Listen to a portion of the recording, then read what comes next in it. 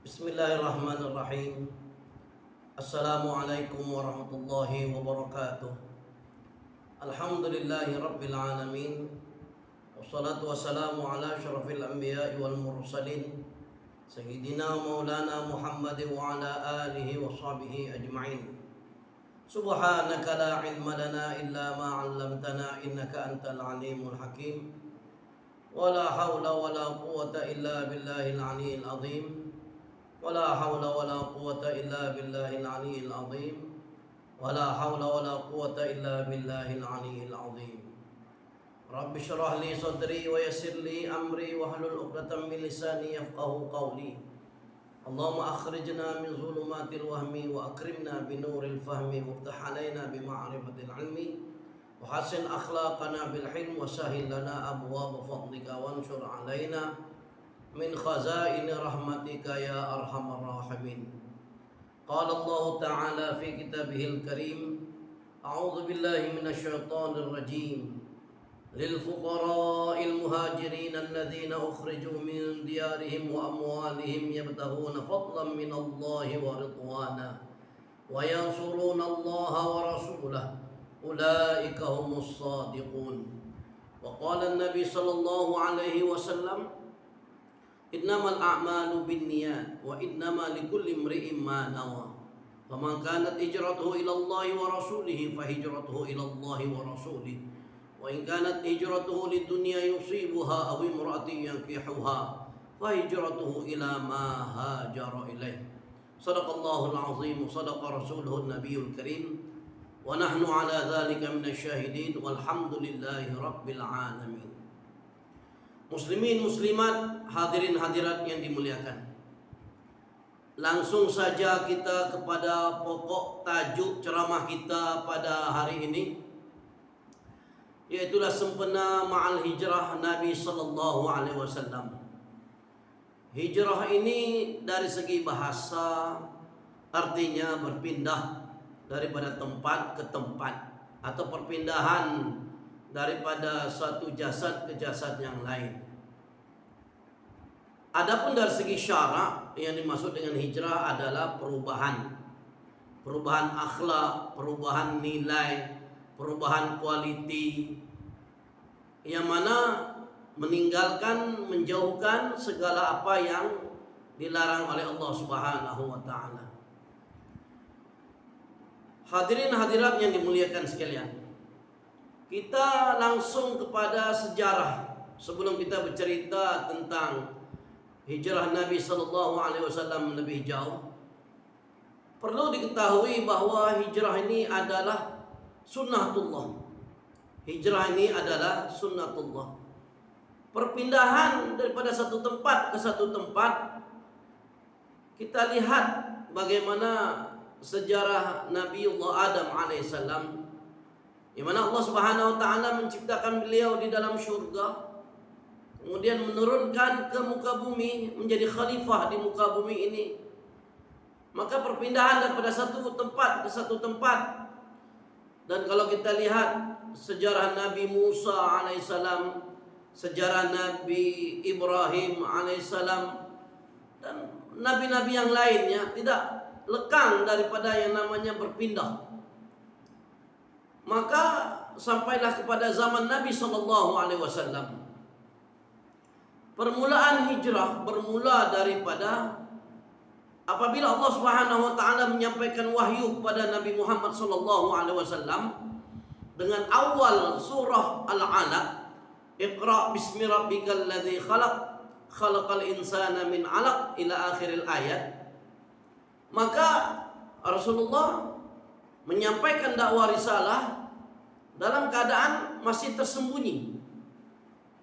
Setelah disampaikan melalui keluarga, sanak saudara, family dan kawan-kawan, maka Allah Subhanahu wa taala memerintahkan kepada Rasulullah sallallahu alaihi wasallam untuk menzahirkan Islam itu, untuk memproklamasikan, untuk menyatakan kebenaran Islam itu sendiri.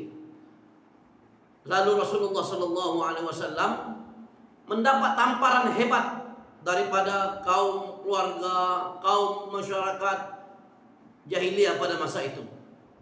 Sehingga Abu Jahal, Abu Lahab yang merupakan pak saudara Nabi Shallallahu Alaihi Wasallam mengatakan pada Rasulullah Shallallahu Alaihi Wasallam, "Alihadza jama'tana tabballaka ya Muhammad." Celakalah engkau wahai Muhammad, hanya karena ini engkau kumpulkan kami. Maka turunlah surah Tabbat yada abi lahabi wa tab. Yang celaka bukan Muhammad tetapi Abu Lahab itu sendiri. Maka perjalanan siri dakwah Rasulullah SAW selama 13 tahun di Mekah tidak mendapat perjalanan yang mulus. Bukan dilakukan dengan aman, tidak.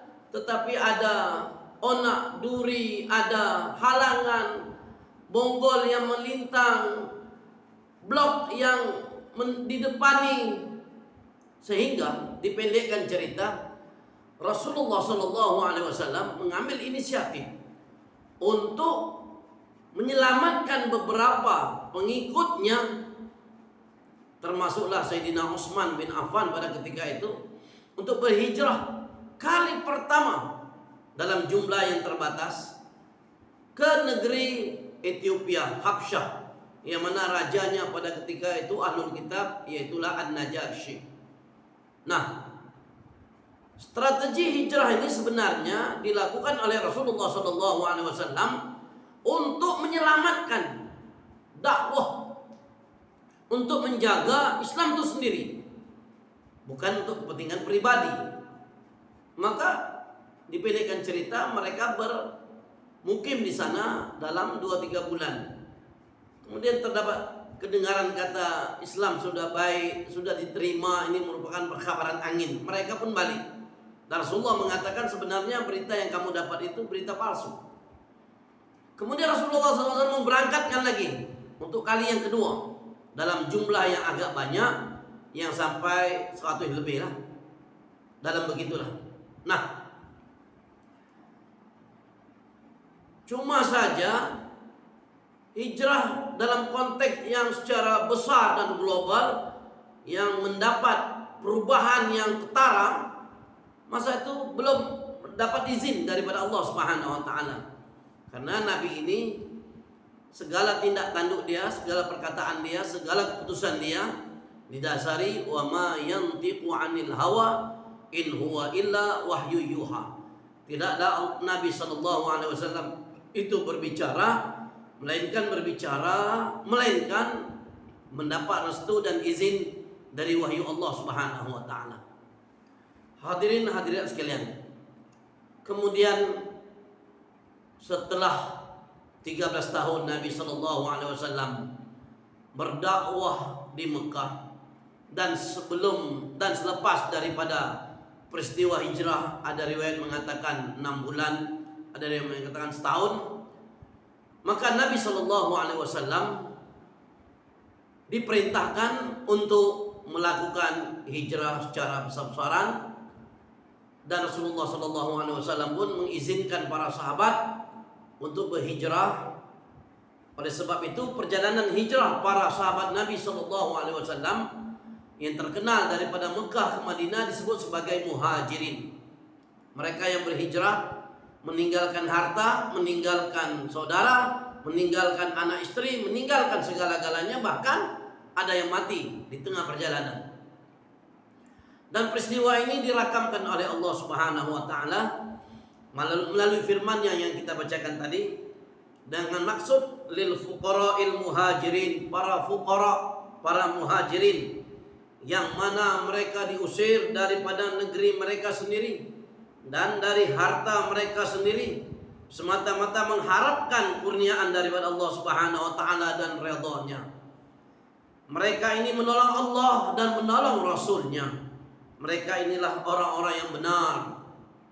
Jadi Allah Subhanahu wa taala mengkategorikan umat yang terbaik adalah umat muhajirin, karena sesuai dengan urutan yang Allah Subhanahu wa taala turunkan melalui surah Al-Hasyr ayat 8. Kemudian setelah diatur strategi dan perjalanan yang baik, maka kaum Ansor pun Allah Subhanahu wa taala ceritakan dan digezetkan di dalam Al-Qur'an menunjukkan perbuatan itu adalah perbuatan yang mulia.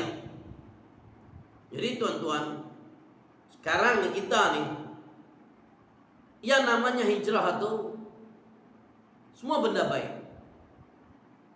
Kaum muhajirin pindah daripada Mekah ke Madinah, baik. Kaum Ansor Madinah menolong orang muhajirin, baik. Nanti insya Allah kita akan ulas secara luas selepas sejarah ini. Allah Subhanahu wa taala berfirman, "Walladzina tabawwa'ud dara wal imana min qablihim yuhibbuna man hajara ilaihim." Bagi mereka-mereka yang menyediakan rumah, menyediakan iman, mereka suka kepada orang yang berhijrah kepada mereka. Wala yajiduna fi sudurihim hajatan mimma utu wa yu'thiruna ala anfusihim walau kana bihim khasasah. Mereka ini mementingkan, membiarkan diri mereka susah karena demi menolong orang-orang yang muhajirin ke Madinah. Wa may yuqa shuha nafsihi fa ulaika humul muflihun. Barang siapa yang dipelihara dirinya daripada sifat bakhil, maka mereka inilah orang-orang yang bertuah. Tadi Allah Subhanahu wa taala berfirman, yang kaum muhajirin itu humus shadiqun, mereka orang yang benar. Dan Allah ceritakan orang-orang yang Ansar pula, fa ulaika humul muflihun, mereka orang yang bertuah. Kemudian apabila Rasulullah SAW dipendekkan cerita, sudah sampai ke Madinah dan disambut dengan meriah, maka Rasulullah pun ada bersabda, la hijrata ba'dal fathi. Tidak ada hijrah setelah Fathu Mekah, yaitu setelah Rasulullah duduk di Madinah selama 8 tahun. Proses hijrah itu berlangsung daripada Mekah ke Madinah, Mekah ke Madinah. Kemudian apabila terjadi Futuh Mekah, maka Rasulullah SAW bersabda, hijrah badan, hijrah tempat sudah berhenti. Walakin niyatun wa jihad. Yang kekal adalah niat dan jihad. Baik. Setelah kita ketahui kehebatan perjalanan, kesusahan, kesulitan yang dihadapi oleh kaum muhajirin dan ansar, kemudian mereka ini dipuji oleh Allah Subhanahu wa taala, dan berita mereka sentiasa kita baca di dalam Al-Qur'an suratul Hasyr. Muslimin muslimat, hadirin hadirat yang saya muliakan, apabila hijrah tempat sudah selesai, maka kembalilah kita kepada hijrah dengan makna syara', yaitulah berhijrah daripada barang yang Allah Subhanahu wa taala larang. Berhijrah mulut kita daripada berkata kotor kepada berkata yang baik. Berhijrah mata kita daripada melihat yang tidak berguna kepada benda yang bermanfaat, begitulah seterusnya. Dan perubahan kebaikan ini Allah Subhanahu wa taala berpesan di dalam Al-Qur'an. Nabi SAW bersabda bahwa al-muslimu, orang yang Islam itu, man salimal muslimuna min lisanihi wa yadihi. Ini sebagian. Bahwa orang Islam itu mestilah saudaranya yang lain terselamat daripada kejahatan lidahnya dan kejahatan tangannya. Jadi berhijrah kepada benda yang buruk pada yang baik, dan daripada yang baik pada yang lebih baik. Begitulah perjalanan sebagai seorang Islam. Apabila dia mendapati hari ini lebih baik daripada sebelumnya, lebih baik daripada semalam, maka itu adalah hijrah yang terbaik. Tetapi apabila esok lebih baik lagi daripada hari ini, itulah hijrah yang terbaik. Oleh sebab itu, apa fokus kita dalam hijrah ini? Fokus kita dalam hijrah ini ialah pedomannya kepada Nabi SAW, yaitu perubahan akhlak. Kita dapati semakin hari, semakin zaman, semakin nak berakhir, dunia sudah di akhir zaman, nilai-nilai akhlak sudah kurang. Nilai-nilai amanah sudah kurang. Nilai-nilai cekap bekerja sudah kurang. Oleh sebab itu Allah Subhanahu wa taala berfirman yang dihadapkan kepada Nabi sallallahu alaihi wasallam, firman-Nya, A'udzubillahi minasyaitonir rajim, wa innaka la'ala khuluqin 'azim. Wahai Muhammad, engkau adalah orang yang tinggi akhlaknya. Maka ditanya Sayyidatina Aisyah, wahai Aisyah, apakah itu akhlak Nabi sallallahu alaihi wasallam? Maka berkata Sayyidatina Aisyah ummul mukminin, ibunda kita, kana khuluquhul Quran, adalah akhlaknya Al-Quran. Jadi segala sifat-sifat mahmudah di dalam Al-Quran, segala sifat-sifat yang terbaik di dalam Al-Quran, Nabi sudah mencontohkan, Nabi sudah mempraktikkan. Sehingga sebagian ulama, diantaranya Imam At-Tirmizi, mengumpulkan dalam satu kitab, satu risalah namanya Asy-Syama'ilul Muhammadiyah, yaitulah pengajian Syama'il Muhammad. Di situ kita lihat bagaimana bentuk postur tubuh badan Nabi sallallahu alaihi wasallam. Kita melihat bagaimana cara berjalan Nabi sallallahu alaihi wasallam. Kita lihat bagaimana adab dan akhlak makan, minum, sehingga tidur. Daripada kehidupan seharian, berpakaiannya, beribadatnya, bermuamalat dengan masyarakatnya, bergaul, berkongsi dalam dunia dakwah pada ketika itu, maka Rasulullah sallallahu alaihi wasallam berjaya melaksanakan tugasannya. Oleh sebab itu, daripada contoh-contoh yang Nabi beri, yang mana pada ketika ini sikap hijrah kita macam mana, yang mana pada hari ini kita dikekang dengan berbagai ketentuan, tidak boleh begini, tidak boleh begitu, tidak boleh, dengan sebab kondisi yang hari ini, karena kita ditimpa dengan suatu yang namanya pandemik. Jadi sikap kita bagaimana? Sikap kita bagaimana Nabi sallallahu alaihi wasallam menghadapi dugaan, cubaan, halangan yang ditempuh ketika mana Rasulullah sallallahu alaihi wasallam berada di Mekah Al-Mukarramah.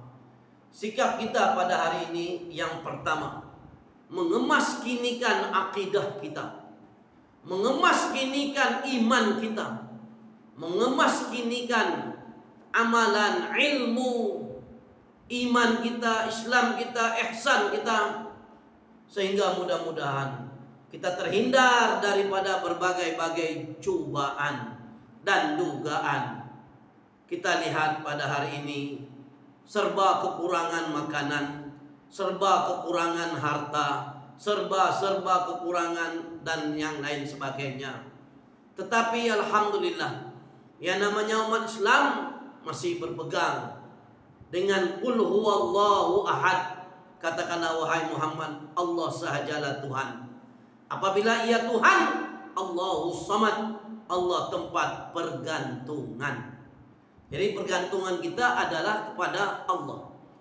Oleh sebab itu, dengan teknologi yang canggih pada hari ini, dengan kecanggihan internet pada hari ini,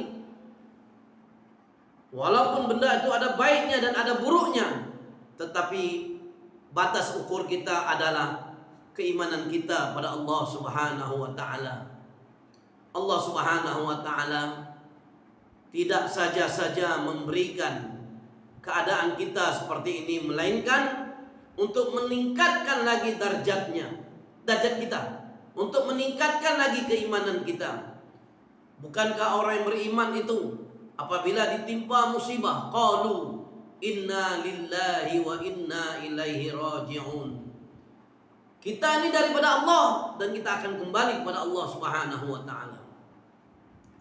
Kaum muslimin muslimat yang dimuliakan, apabila berhijrah daripada satu tempat ke satu tempat, yang mana kalau kita lihat pada zaman Nabi sallallahu alaihi wasallam, kesusahannya, kesulitannya, kepayahannya, para sahabat mengayuh perahu sampan untuk menuju negeri Ethiopia, untuk menuju negeri Habsyah dengan bekalan makanan yang tidak mencukupi, namun dapat dilaksanakan.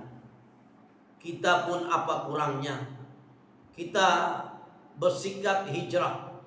Kurangkan jahil kita, kurangkan malas kita, kurangkan miskin maklumat, miskin iman, miskin akhlak, miskin budaya, kurangkan. Kita ke arah perfect, mudah-mudahan. Wasta'inu bis sabri was salah. Mohonlah pertolongan kepada Allah Subhanahu wa taala dengan sifat sabar dan sifat salat. Lihat bagaimana Allah Subhanahu wa taala bercerita dalam suratul Mu'minun. Qad aflahal mu'minun alladzina hum fi salatihim khashi'un. Berdoalah mereka-mereka yang pada hari ini menjadi orang yang beriman, yang mana mereka itu dalam salatnya khusyuk. Khusyuk dalam segala-galanya. Bukan hanya khusyuk ketika dalam salat saja, di luar salat juga khusyuk. Yaitu tenang hati, tenang jiwa, tenang akal pikiran, menerima kudrat dan iradat Allah Subhanahu wa taala. Di samping itu, tetap positive thinking, meningkatkan amaliyah berbentuk salat, berbentuk zikir, berbentuk munajat, membaca Yasin, salat hajat, tolak bala dan sebagainya.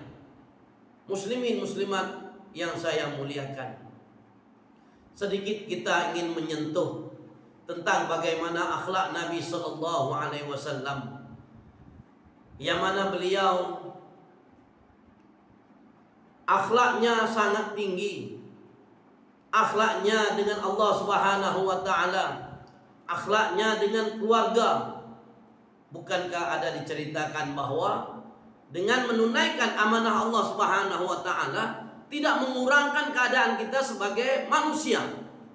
Seperti mana 3 orang sahabat datang ke rumah Nabi sallallahu alaihi wasallam bercerita kepada istri baginda sallallahu alaihi wasallam, Sayyidatina Aisyah, "Wahai ummul mukminin, ceritakanlah bagaimana ibadat Rasulullah sallallahu alaihi wasallam."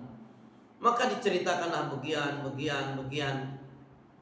Kemudian sahabat itu berkata, "Kalau macam ni keadaannya, aku akan beribadat sampai seumur hidup. Tidak perlu nikah, kahwin, berkeluarga, bermasyarakat, ibadat memanjang." Kemudian ceritakanlah kepada kami bagaimana sikap Nabi sallallahu alaihi wasallam. Cerita Nabi bagian. Sahabat Nabi berkata, "Kalau bagian, aku akan berpuasa sepanjang hayat. Tak perlu bekerja, tak perlu bersuami istri, puasa memanjang." Dan ceritakan lagi bagaimana Rasulullah SAW, Sayyidatina Aisyah bercerita, Nabi bagian. Akhirnya sahabat ni kata, "Kalau macam ni gaya, aku akan solat tahajud tiap-tiap malam. Tak perlu tidur-tidurlah, ibadat memanjang.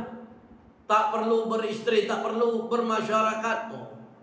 Kemudian Nabi SAW keluar dan bersabda, "Siapa yang mengatakan aku akan beribadat sepanjang hayat, aku akan tahajud sepanjang malam, tak tidur-tidur, aku akan bagian puasa, aku akan beribadat, aku tidak mau kawin seumur hidup dan sebagainya."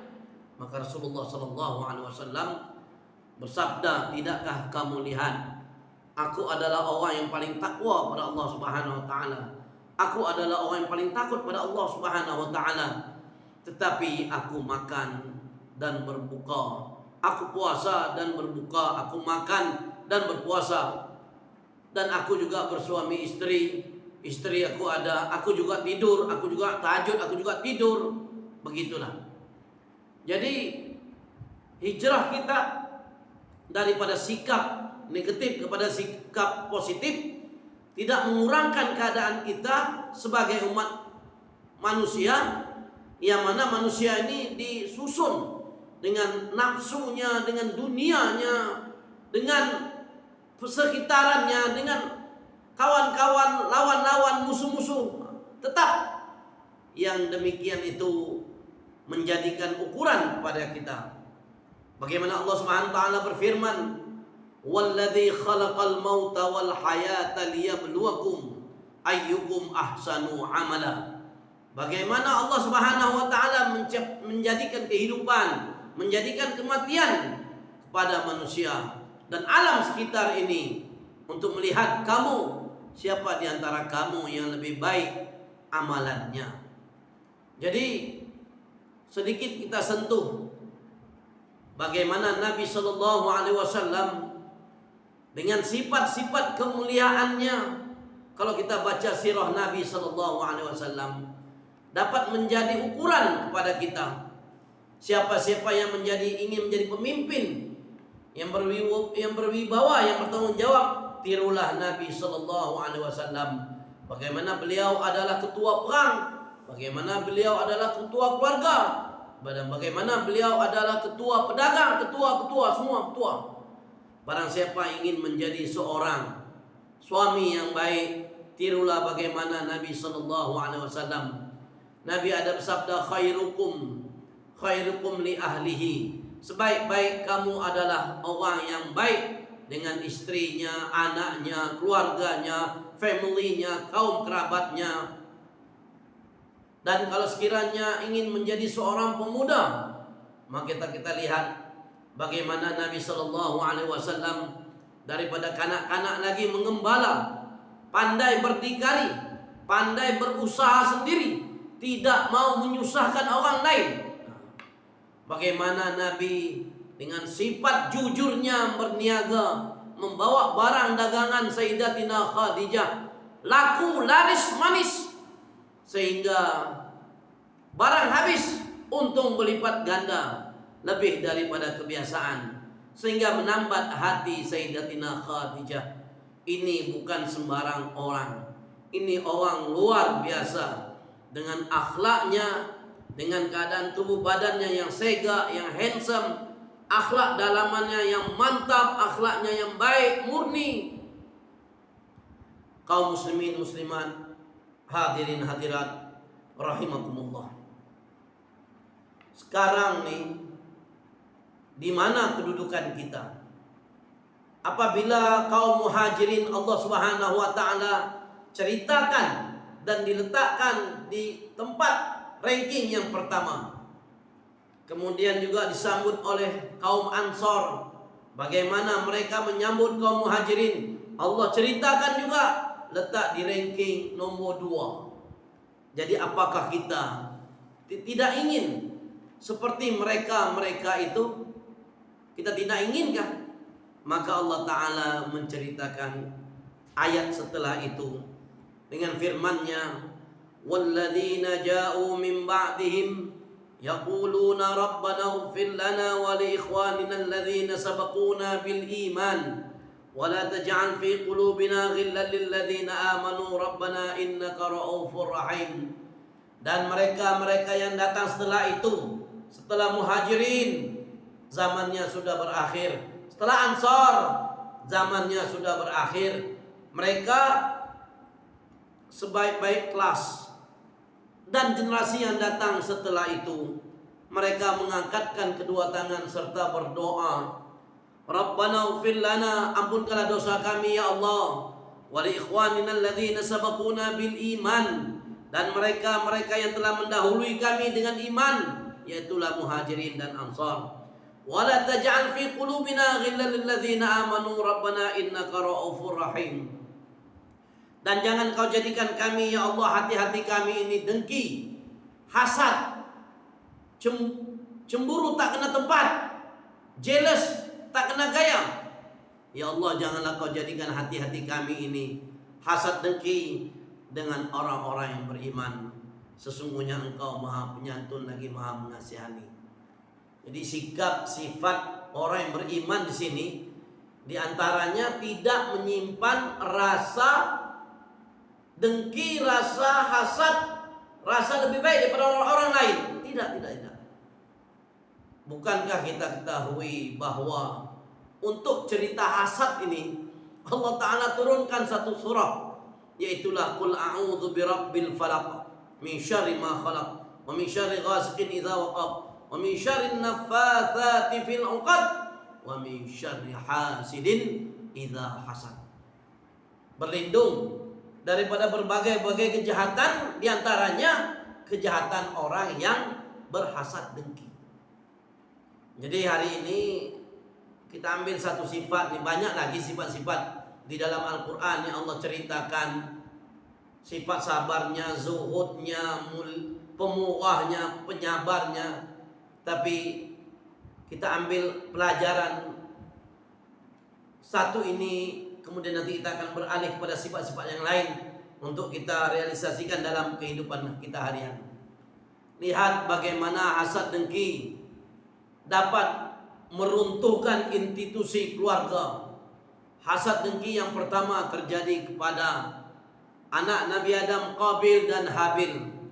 Qabil dengan semangatnya akan membunuh saudaranya.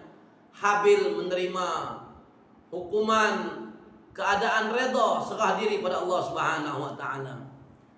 Dan hasad dengki juga mengeluarkan Nabi Adam, iblis yang dengki pada Nabi Adam, mengeluarkan dia daripada syurga ke dunia bawah. Muslimin muslimat, hadirin hadirat yang dimuliakan, apabila kita menjadi orang yang beriman, artinya aman. Al-iman huwal aman. Iman itu adalah aman, keamanan. Macam mana Islam itu adalah salam, keselamatan. Selamat orang lain, selamat jiran tetangga, selamat kawan-kawan, selamat muslimin muslimat yang lainnya daripada kejahatan tangan, kejahatan mulut, kejahatan dengki, kejahatan hasud, kejahatan iri dan sebagainya lah. Begitu juga iman, yaitulah percaya pada Allah Subhanahu wa taala. Dan apabila kita percaya pada Allah Subhanahu wa taala, hati tenang, hati redha. Lihat bagaimana seorang yang memiliki kambing yang beratus-ratus ekor menyerahkan tugas kepada seorang pengembala yang usia baru 9 tahun, 10 tahun, 11 tahun. Beratus-ratus ekor kambing dijaganya. Tuannya tidur di rumah, tak peduli, tak kisah. Macam cerita Syawal jugalah, Syawal Ahmad Al-Bab. Sayyidina Umar datang bertanya, "Wahai anak muda, ada berapa ratus ekor kambing-kambing ini?" "Oh, 300-400. Tuan dia tahu tak?" "Tuan dia tak tahu, tuan dia tidur ya." Lalu Sayyidina Umar bisik, "Bagaimana kalau kita curi, kita sembelih seekor, kita peras susunya, kita minum dua-dua?" Pandai Sayyidina Umar, minum dua-dua. Kalau kena hukum dua-dua. Kita sembelih, kita buat kenduri, kita makan dua-dua, boleh? Maka si anak tadi berkata, "Wahai orang tua, sekalipun tuan kambing tidak ada di sini, tetapi tuan yang menjadikan tuan kambing itu duk mana?" Itu dia. Hebat. Persoalan anak kepada Sayyidina Umar. Kalau tuan yang punya kambing tak ada, takkan yang menjadikan tuan? Siapa yang menjadikan tuan tu? Allah. Di mana? Sayyidina Umar terkejut melihat bagaimana keadaan masyarakat yang pada ketika itu ditarbiyah dengan tarbiyah Nabi sallallahu alaihi wasallam. Bahkan Sayyidina Umar juga berjalan di tengah pasar. Sayyidina Umar khalifah, terkenal dengan, kalau bahasa kita ni seram ya, menakutkan. Ada satu anak tengah duk main guli, tengah duk main selipar, 3, 4, 5 orang bermain, berkumpul. Sayyidina Umar berjalan ke hadapan mereka. Mereka main tengah jalan, main tepi jalan. Pakai berlari, tinggal seorang. Sayyidina Umar tanya pada anak tadi, "Wahai anak muda, orang lain bakat lari, yang hang tak lari pasal apa?" Dia kata, "Wahai orang tua, Wahai Umar, dia kenai. Wahai Umar, kenapa saya mesti lari? Jalan ini bukan sempit sangat. Kalau tidak boleh sini, pi jalan sebelah sana, pi jalan sebelah sini. Itu yang pertama, jalan bukan sempitnya, luas, jalan kemanapun. Yang kedua, Sayyidina Umar tanya, pasal apa tak lari? Depan ni lari pasal takut. Dia tanya, wahai Umar, nak takut apa? Apa kesalahan yang aku buat? Kalau aku ada hak, aku boleh tunaikan. Tapi apa keadaan saya dengan Anda? Anda tak bersalah dengan, tak ada sangkutan dengan saya pun tak bersangkut dengan Tuhan. Nak gerun tak mana? Nah, beginilah keadaan itu generasi kanak-kanak pada ketika itu. Kalau kita perhatikan kanak-kanak dan bagaimana Rasulullah SAW mendidik remaja-remaja yang ketika sebelum di akhir hayat Nabi SAW, Nabi menyiapkan suatu pasukan perang, yaitu yang bernama Usamah bin Zaid, anak Zaid bin Harisah, meninggal pak dia dalam medan pertempuran Rom. Dan Rasulullah menyiapkan anaknya ketika itu Usamah bin Zaid berusia 19 tahun. Dan Rasulullah tak sempat, Rasulullah wafat, kemudian digantikan oleh Khalifah Abu Bakar. Dan Abu Bakar mengatakan, wahai Usamah, ingat pesanku bagian. 19 tahun. Di mana generasi kita pada hari ini 19 tahun? Adakah mereka di kedai kopi? Adakah mereka di cyber cafe? Adakah mereka tepi pantai, tepi laut, tepi jalan, tepi highway? Tepuk dada, tanya selera. Muslimin muslimat yang saya muliakan, begitulah sikap orang yang beriman, yang mereka tidak menanam rasa dengki, melihat rasa yang terbaik daripada orang lain. Tidak. Ada satu anak muda, ayahnya orang alim, mengaji lama dapat ilmu, kemudian minta izin tauliah nak mengajar lah. Maka ayah tadi berkata, besok keluar daripada rumah, berjalan, cari orang yang paling lekeh daripada anda. Oh, muda. Dia pun berjalan. Ada orang minta sedekah, orang miskin. Lalu dilihat, rasa-rasa aku lebih baik daripada orang minta sedekah ni. Lalu dia pikir, kadang-kadang orang yang minta sedekah ni dia berhajat, sedangkan dia tidak memiliki kemampuan yang lebih. Walaupun terpaksa, dia juga bekerja ala kadar. Kalau sekiranya dia dapat rezeki pun rezeki daripada Allah Subhanahu wa taala. Jadi dia takwil banyaknya, akhirnya kesimpulannya dia tetap lebih baik daripada aku. Jalan lagi, jumpa macam-macam, jumpa kanak-kanak, jumpa orang tua, dia takwil. Sehingga pada satu hari dia berjalan jumpa anjing, seekor anjing. Dia kata, ni nampak gaya ni binatang ni najis mughallazah ni. Aku lebih baik daripada dia.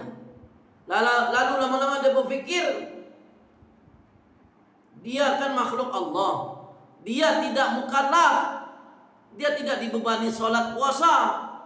Sebab tu dia tak solat, dia tak puasa. Yang aku ni dibebani solat puasa, kadang-kadang tak buat. Akhirnya dia surrender. Setelah berjalan lama, sebulan dua, mencari siapa yang lebih baik, dia lebih baik daripada kawan tu, tak jumpa. Akhirnya dia menghadap pada ayah dia, wahai ayahku, aku surrender. Tak ada yang lebih baik daripada aku. Aku ni selekeh-lekeh tingkatan dan darjat. Apabila dapat sikap macam tu, maka ayahnya berkata, kalau begian besok dah boleh mengajar dah. Tu lihat, orang yang mengaji ilmu banyak, hafal Quran, tak merasa dirinya lebih baik. Ini seperti mana yang diceritakan di dalam Al-Quran. Generasi muhajirin menghabiskan harta, kadang-kadang nyawa, terbaik. Datang generasi yang kedua, Ansor, menolong, beri modal, beri tempat, beri bantuan. Maka kita yang ketiga, tirulah bagaimana sikap muhajirin yang sentiasa yang surunallah wa rasulahu. Hidup mereka dipertaruhkan untuk menolong Allah dan Rasulnya. Dan Ansor juga menyediakan sama dengan program kita pada hari ini. Kalau sekiranya tidak ada tempat yang kita nak berceramah, tidak ada tempat yang kita nak berdakwah, maka tidak berlangsunglah proses dakwah itu. Tidak ada keikhlasan, rasa tanggung jawab pada umat, penceramah tak ada, maka lari belakang, pun tak jadi juga proses dakwah itu. Kemudian kita yang ketiga nih, sentiasakanlah berdoakan kepada kaum muslimin dan muslimat. Memang kita ketahui hari ini keadaan agak sulit lah. Nak cari makan susah, nak mengajar pun kena online lah ni. Hak ni pun pandai-pandai lah, tak pandai pun buat-buat pandai lah. Kalau laku alhamdulillah, kalau tak laku alhamdulillah juga, bukan na'udzubillah. InsyaAllah lah. Jadi bagaimana sikap orang beriman ini macam dua sayap.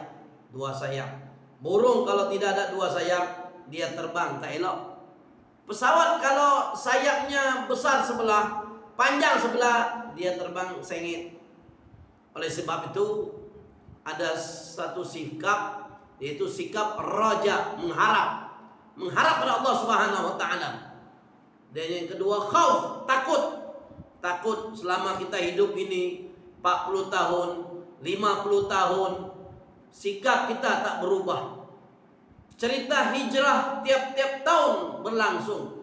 TV tiap-tiap tahun peringkat kebangsaan bagi anugerah tokoh ma'al hijrah. Tetapi kita masih tak layak lagi menjadi tokoh ma'al hijrah.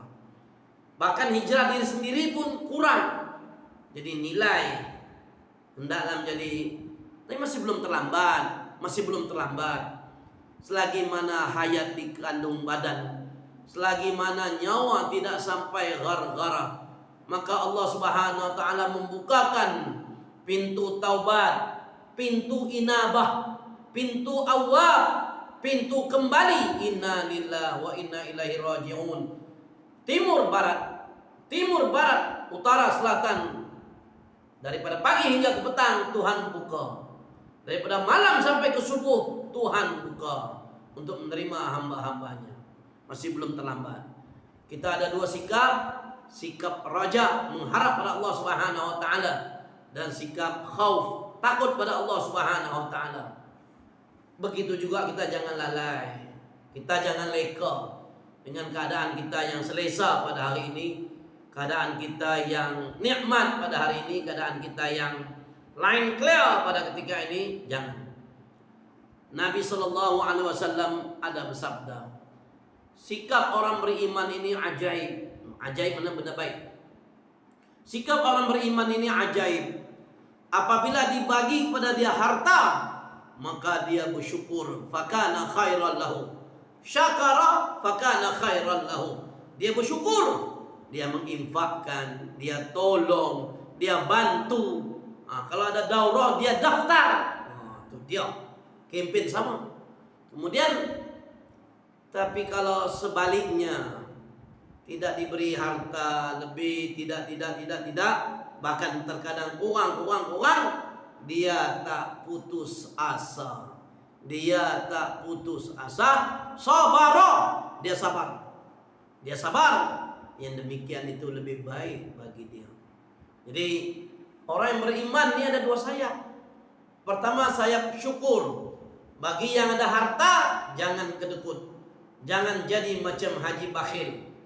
Jangan jadi macam orang-orang yang Allah hancurkan dengan hartanya. Ada harta, bersyukur.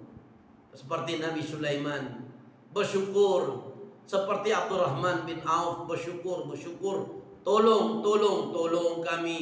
bantu kami anak yatim piatu. Tolonglah saudara-saudara kita, jangan sampai peringkat angkat bendera putih, hidup susah, mati susah, kan itu bukan sikap kita.